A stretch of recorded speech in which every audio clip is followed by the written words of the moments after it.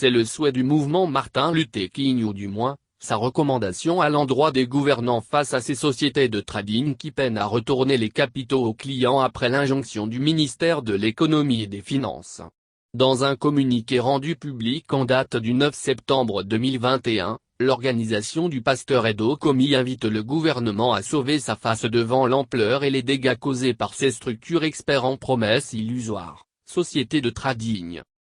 Le mouvement Martin Luther King est vivement consterné et indigné par l'indifférence et l'arrogance des promoteurs véreux et indésirables des sociétés de trading et de placement et demande au gouvernement qu'il soit purement et simplement poursuivi et puni par la loi pour extorsion de fonds à travers l'exercice d'activités illicites, illégales et non autorisées.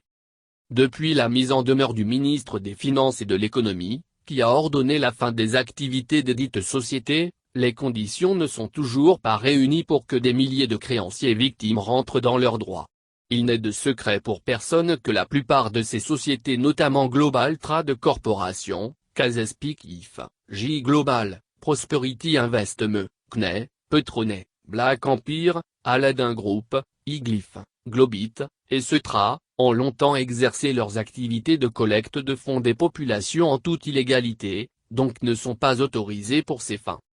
Malheureusement, les gains mirobolants et flatteurs que ces sociétés ont promis aux populations, ont suscité de l'engouement à ces produits qui finalement les ont exposés à de risques élevés de perte de l'épargne constituée durant tant d'années d'efforts. Alors que l'attente des épargnants devient de plus en plus longue avec des conditions de vie périlleuses et dégradantes, les promoteurs véreux de ces structures illicites n'affichent ni de comportement sérieux ni de bonne volonté pour rembourser à créanciers attitrés de réparation des dommages et des préjudices causés. Ils sont plutôt arrogants, super confiants sans inquiétude et indifférents aux souffrances et aux cris de détresse de leurs victimes. D'autres iraient jusqu'à se vanter de leur position sociale ou de leur relation avec les autorités au sommet de l'État pour narguer les pauvres populations qui sont visiblement abandonnées à leur triste sort.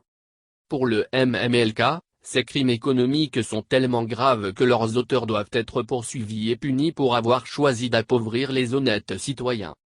Le MMLK déplore que le gouvernement n'a pas su anticiper sur la prolifération de ces structures illicites en protégeant les citoyens des loups ravisseurs qui se sont développés et installés sur toute l'étendue du territoire dans des activités sans agrément avec des nids de problèmes. Vu l'ampleur et les dégâts causés par ces structures experts en promesses illusoires, le gouvernement togolais doit sauver sa face et se crédibiliser et par conséquent doit durcir le ton pour mettre fin à la récréation. Le mouvement Martin Luther King apporte son soutien aux victimes et n'hésitera pas à appeler à une grande mobilisation pour faire entendre leur voix.